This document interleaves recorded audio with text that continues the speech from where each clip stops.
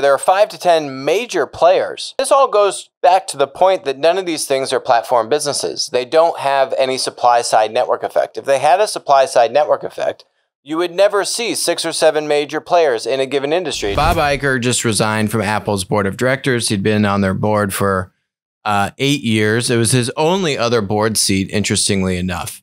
And the reason why, well, Disney has this thing called Disney Plus, and Apple has this thing called Apple Plus. Is there a linkage there? Maybe. If you remember, the last time there was a conflict of interest, it was also from Apple, where Eric Schmidt resigned from Apple's board, I think in 2009, and that was over the iPhone and Android. So I don't think that these conflicts are as big as the smartphone wars, but certainly the dawn of the streaming wars is here, as evidenced by Bob's resignation. Further to that point, I don't know who this guy, but he sure looks confused.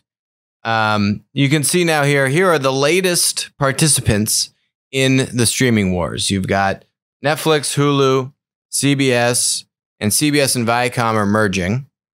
Apple Plus, Prime from Amazon, HBO, that's part of AT&T, Disney Plus, and then Peacock. So Peacock was just announced this week. That is Comcast's streaming.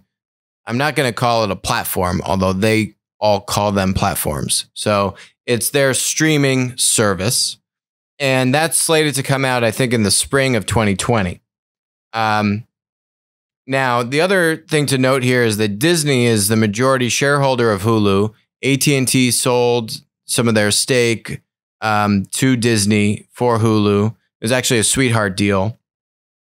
And but the point is here, there are 5 to 10 major players. You may have heard that Netflix is gobbling up. You know, Netflix lost The Office, and now The Office, Friends, and these kinds of Hallmark sitcom shows are being gobbled up for hundreds and hundreds of millions of dollars.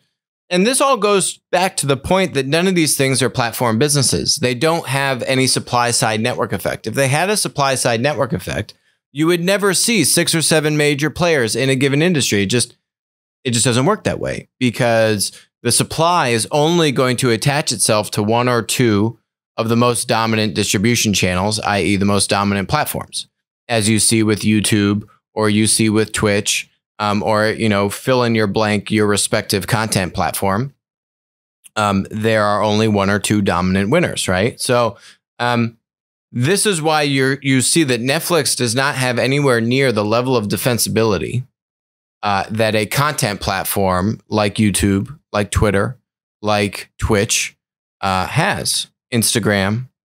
And now, does that mean that Netflix's business is going to be ruined? No, it just means that Netflix is going to continue to have to spend tremendous amounts of money on content, that this battle is really just getting started, and that Netflix's competition is only heating up.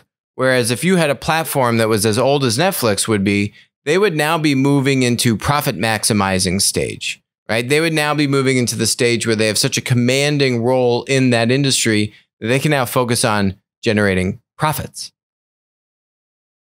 Not the same story for a linear business like Netflix and all these streaming services. Hi, this is Alex Mozed. Thanks for joining us on Winner Take All. If you enjoyed the content today, which I bet you did, please comment, subscribe, and definitely message me on Twitter when we're doing live streams. Also, please note, all opinions expressed about stocks or public companies on the show are exactly that, opinions. This is not investment advice. Don't act on it. WisdomTree licensed Applico's Platform Insights data product to aid in the creation of the PLAT ETF. Thanks for joining us.